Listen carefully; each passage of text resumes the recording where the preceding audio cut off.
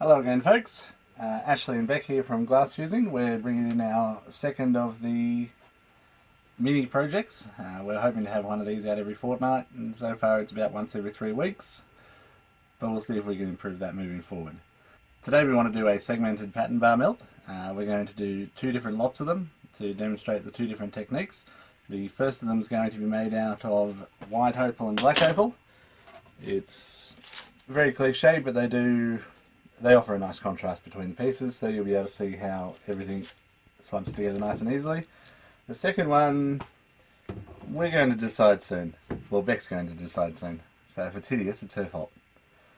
Alrighty. First step in making your pattern bars, you're going to take a piece of glass. This piece is just one of our handy sheets, so it's a little bit over 300, it's a little bit over 300, which will work just fine for us. We would normally use, well, this guy on the sliding rail system. We use him for most of our straight cuts, and for something like this it could do the project in about 30 seconds. They are relatively expensive, and we understand not everyone has one, obviously. So instead we'll use the simple tools. We're going to make these 2.5 centimeters wide. So we just mark out 2.5, 5, 7.5, 10. I'm sure you get the picture.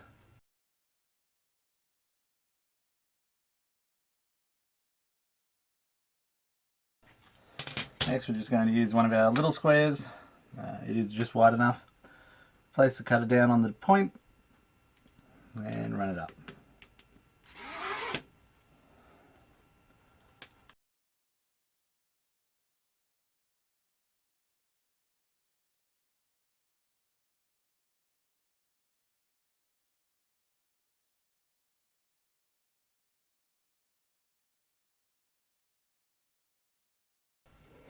Alright, now that we've skipped the boring parts and I've just scored all of these lines, we can just snap it off.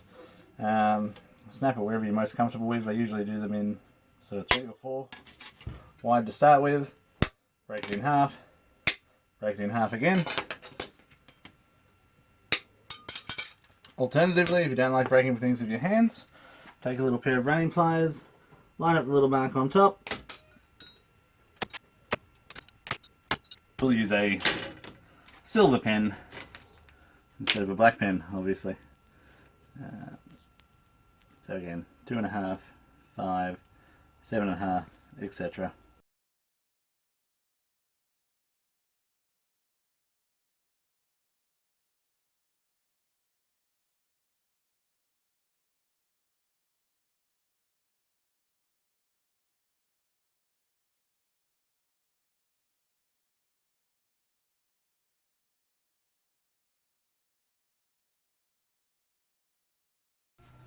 So once you finish breaking off all of your white, you want to do the same again with the black, and it should result in 2 piles of 12, 2 piles of 12, 25mm wide strips, about 300mm long.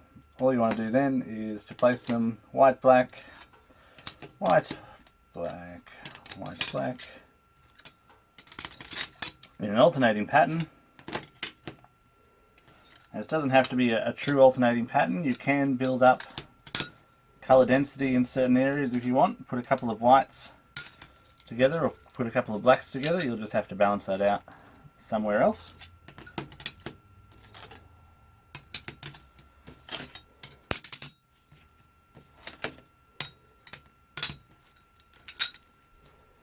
Alrighty, so in the end that looks like, and we'll just pick this up to get a better picture, an alternating black and white pattern. We're now going to run these up to a kiln and just tack fuse them together. Next step is to install them all into the kiln. Now we will take a quick video over at the kiln so we can show you how to put them in nice and straight. They do have to be very vertical as you tack fuse. Obviously this will be an exaggeration. If you end up with something like that, it's not going to go well. How we do it in the kiln is to put a dam on one side, move a dam up to the other side, take them away. It gives you a nice clean straight line.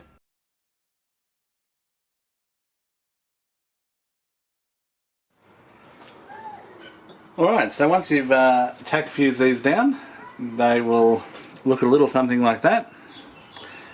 We actually overfused ours for the second time, but this time it wasn't so bad, so we were able to use them. We still got nice sharp edges. What we've chosen to do here, because these ones came out the 21mm mark, we're going to make them 42mm wide, which just makes the mass easier for later. We can, because we're going to be doing a lot of them, and I've already done quite a few, we've set our rip guide, which just enables us to put the piece in the saw, slide it forward, and we'll get the same size piece every time. If you don't have a rip guide, you can just use a clamp, and if you don't have one of these tables, you can use one of those little tables. We'll take a photo and we'll put it in, or you can use an angle grinder if you've got a really steady hand. But we've got one of these, so we might as well use it. You will find a little bit of chipping and cracking, but don't worry too much. Just try to go reasonably slow and it'll all work out. We've found that it doesn't particularly matter if you're going to cut across the grain or flat on one edge. Chips and cracks about the same. Anyway, turn on the tile saw. Now the next bit's going to be noisy, so you might not hear anything. Wait for the water to have wet the side of the tile saw. Put on your safety glasses, and I'll try to do this so you can see.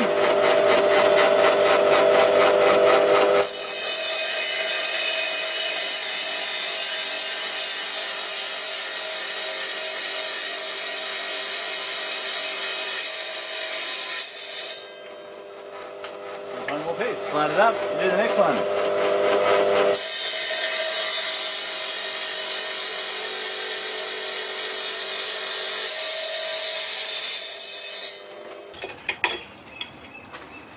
Alrighty, just to do a couple of little feature pieces, we've extended this out to 50.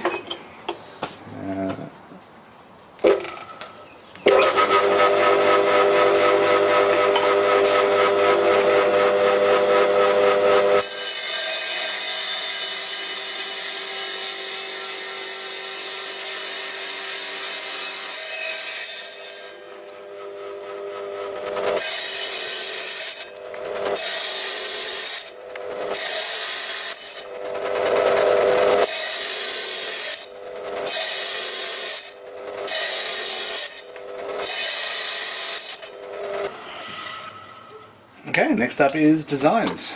We'll take you somewhere clean for that. Okay, welcome back to the clean area. Now we're going to take all the little pieces that we cut before and place them onto a shelf. We're going to use papyrus on this one, and we'll just line the edges of the dams with 1mm fibre paper. To do that, all we are going to try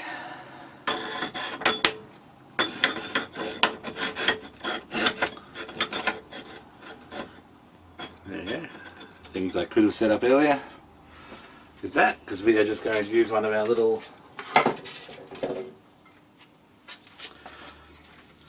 .220 by .220 square plates for this one. We haven't cleaned this one yet, obviously, but it's okay. As you can see, it'll just inside the dam area will suit this mould very well.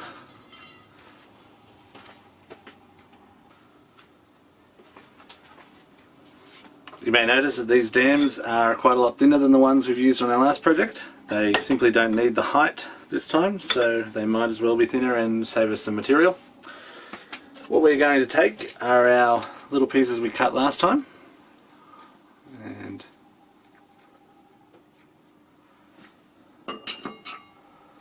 we apply a little bit of water to them. They do come back the way they were. We're going to do this into a geometric pattern. The pattern, you always want to work mainly on your negative space, because that is where everything flows. So what we're going to do for this one, we've got two different length pieces. Those ones are going to go there. Our longest ones are going to be on this outside edge.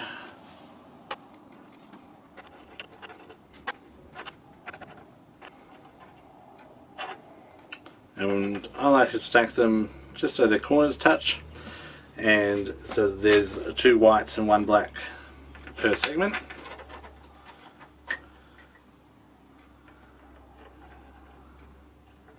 This part is fiddly, so I am probably just going to cut forward, or I'll be doing this at speed.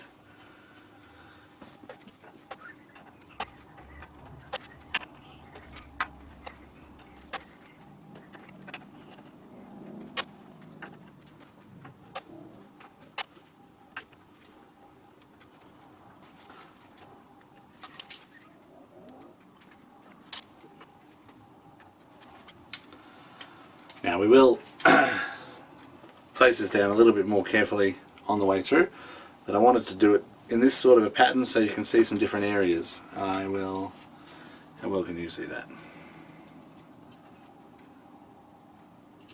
Not well. Okay, so I've chosen this pattern so it can give you a couple of different areas of melt together. Here obviously we've got a traditional cross which will flow all ways. Here we've got a voided section, so we're going to see it coming in from both sides, meeting into the middle and pushing also in this way. Over here we've got a standard little void, standard little void, standard little void, standard little void, and we should get a little bit of lateral movement that way through this piece, but this side will stay steady and this side will fall away. In this occasion we're actually going to put papyrus down on our kiln shelf, and we're going to line the edges of our dams with 1mm fibre paper, glued just like our last project.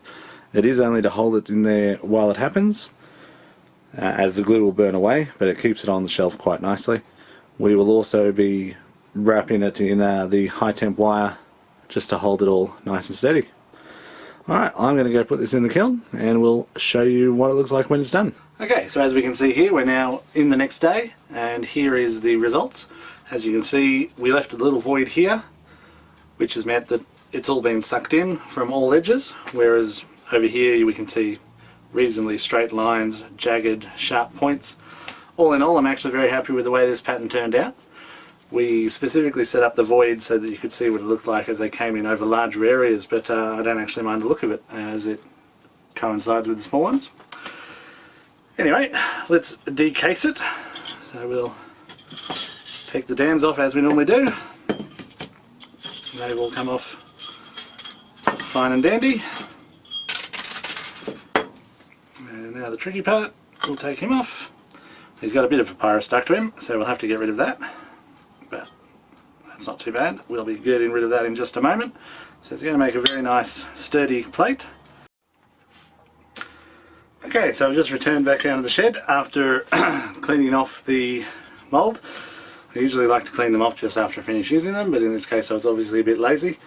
To clean the moulds, all we use is a stiff bristle nylon brush, and we wear one of those. It's just a little 3M mask, available at most of your major hardware stores, because again, you've only got one pair of lungs. So we do still have some Primo made up in our little jar. I've just shaken the absolute bejesus out of it. If you don't have any made up, or if you've never done Primo before, it's just 1 part Primo to 5 parts water by volume.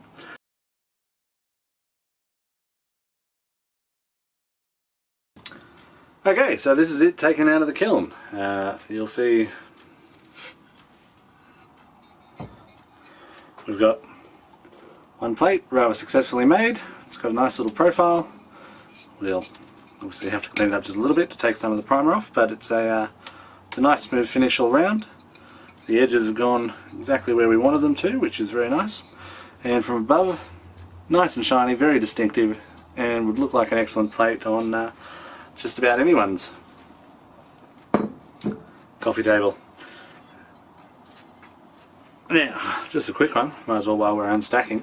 Underneath the mould I've got a piece of fibre paper, which is just some 12mm fibre board. All that does is insulates the mould from the kiln shelf itself, so as the kiln shelf will hold temperature longer than the mould will. It just helps preserve the life of the kiln, of the moulds and of the kiln shelves